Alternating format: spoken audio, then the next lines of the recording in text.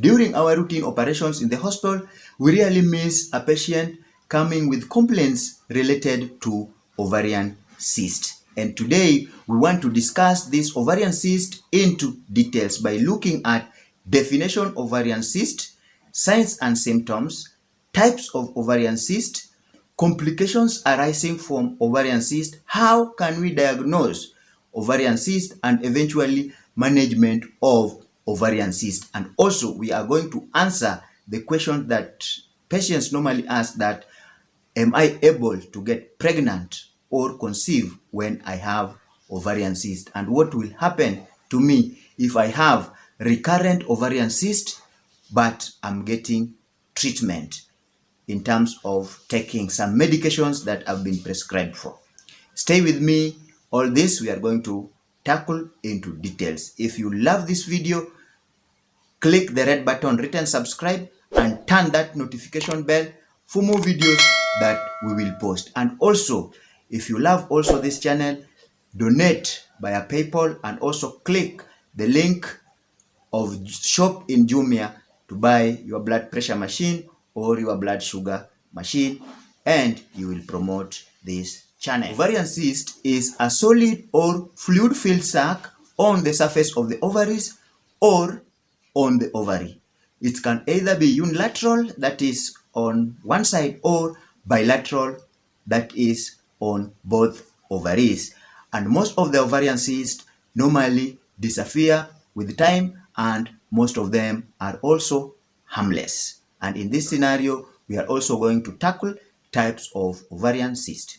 We have two main types of ovarian cyst, that is functional cyst, and number two is non-functional cyst, or the so-called pathological cyst. Functional cysts are the most common types of ovarian cyst, and they do occur during normal menstrual cycle, and they are harmless and they are normal and they need no treatment. Two common types of ovarian cysts that are functional are follicular cyst, and number two is luteal cyst, or the so-called corpus luteum cyst. Follicular cysts normally occur just before ovulation.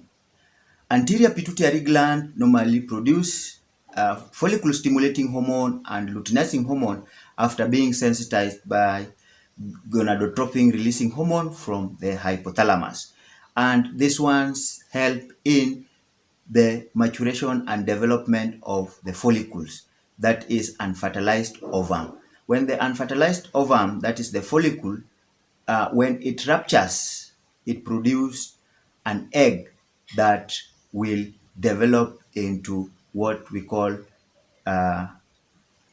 mature ovum. And if it fails to rupture, then it will form a cyst called follicular cyst, which is around 2 centimeters. In this scenario, the follicle will continue to develop, then rupture to release an egg that will be deposited in the fallopian tube. Then the remnant of the follicles that will develop in what we call corpus luteum.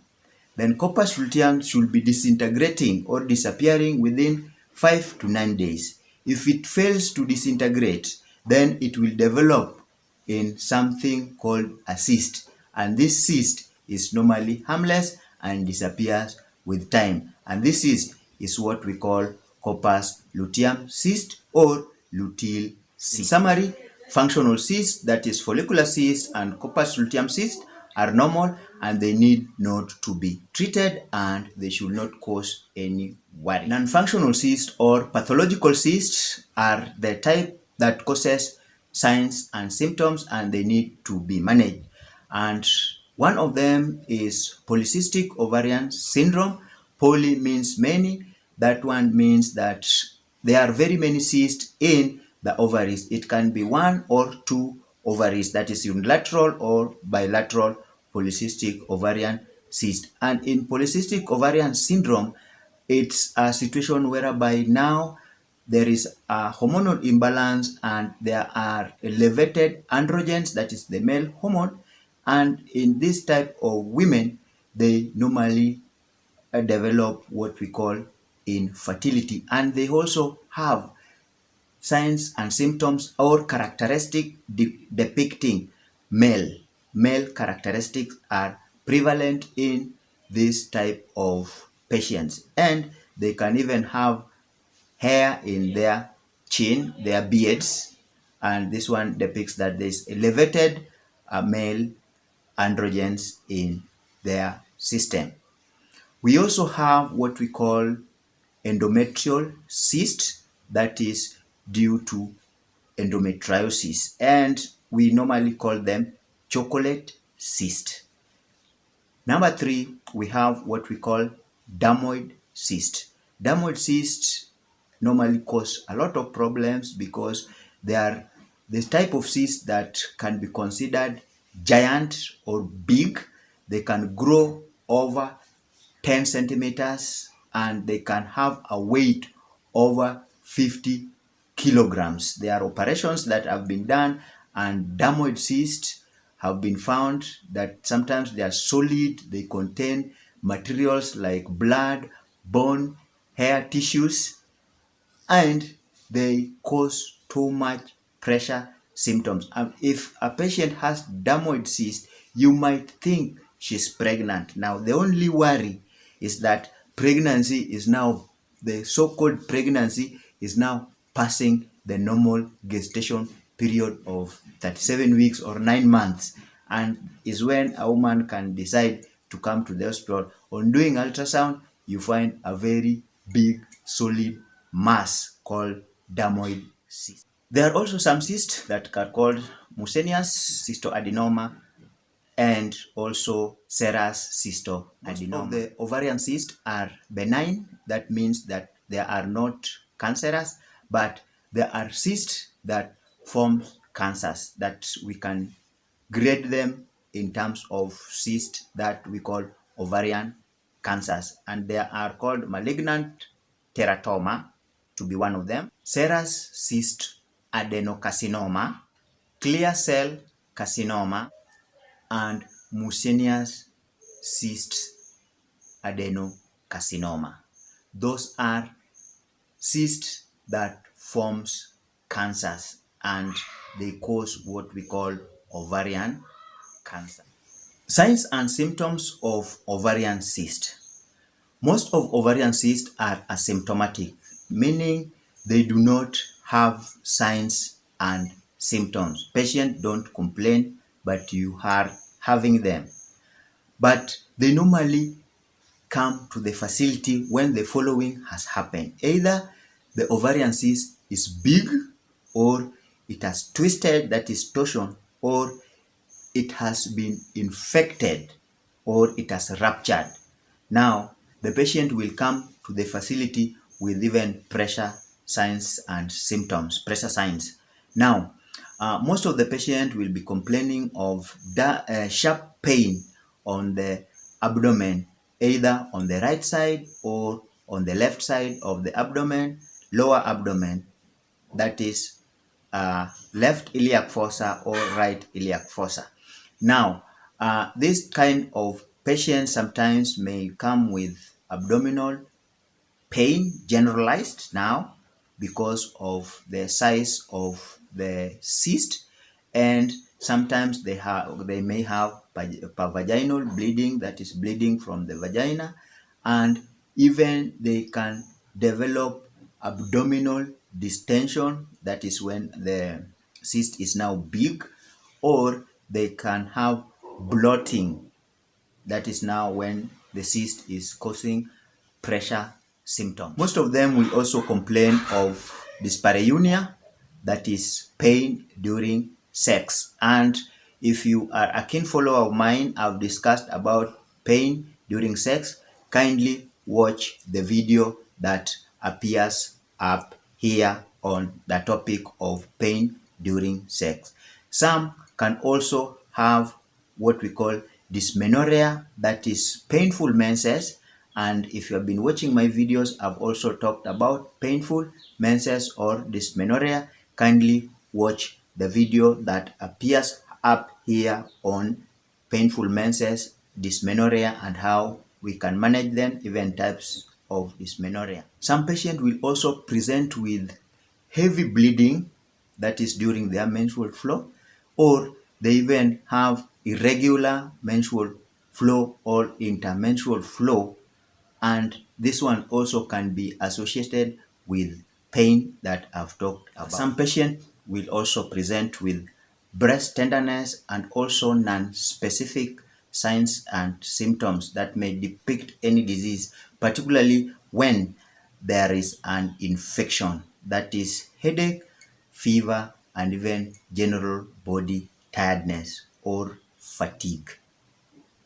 And if they are not managed, it can complicate in terms of it being twisted, that is, the ovarian cyst can get twisted, that is torsion, or it can even rupture and cause internal bleeding. And this is very, very fatal and is very, very dangerous, or it can complicate to become a very big one in the size of about 10 centimeters, weighing greater than even 50 kilograms. Diagnosis of ovarian cysts mostly normally comes by chance during our routine screening, or what we call history taking, which involve even physical exam or examination of the pelvis. It's when you will realize there is a swelling on the abdomen, that on the lower abdomen, that some patients normally think is just okay, and this is normally not okay. Then when we find that, we normally send them to do what we call pelvic scan or obstetric scan or abdominal scan, that is ultrasound. So ultrasound is very, very important because it will show us the site, even the size, even the consistency of this ovarian cyst. Some good facilities can order CT scan or even MRI. Of course, we will rule out pregnancy by doing what we call pregnancy determinant test, that is PDT. Hormonal levels are very, very important in that we will check the androgens levels and also estrogen and progesterone level. General hormonal screening is very, very vital to help us to know whether this patient is having what we call polycystic ovarian syndrome. We will also test for cancer by doing a test called CA125. That is, when CA125 is elevated, it can be a pointing sign towards ovarian cancer. But mark you, it is not so specific. We must rule out other forms of cancer by doing several tests toward this particular scenario, so that we make a common one diagnosis. Management of ovarian cyst is normally diverse, and we normally look at 4 items when we are managing ovarian cyst. First of all, there is watch and wait approach. In watch and wait approach, we will be constantly monitoring this particular patient by following up using ultrasound and even managing any kind of pain, maybe by using non-steroidal anti-inflammatory drugs like diclofenac, for an example. And also in severe cases of pain, we can even use opioids like morphine in managing this particular patient. Now, this is what we call wait and watch approach, because most of the ovarian cysts do not cause too much problems. Also, we will dispense the pills for managing this patient, and normally the main goal of dispensing family planning pills, not in terms of family planning, but because of their action of reducing chances of ovulation, we can give combined oral contraceptives or even progesterone or progesterone only contraceptive in terms of management. Also, in the last scenario is whereby we can consider surgery in cases where the ovarian cyst is big, in cases where there's persistent ovarian cyst, and in cases where pain is too much for a patient to bear. And now we can conduct surgery in terms of laparoscopy or laparotomy. In these scenarios, we can either do cystectomy, that is removing of only the cyst, or oophorectomy, whereby we remove the cyst and fallopian tubes, or we can do total abdominal hysterectomy, that is now removing all internal reproductive system of a woman, that is removing the uterus, removing the cervix, fallopian tubes, plus all the cyst. Now, to answer the questions that people normally ask, that can I able to menstruate or can I able to get pregnant when I have ovarian cyst? Yes, it is possible, and also it is depending on which type of cyst you have. Yes, you can get pregnant when you have ovarian cyst.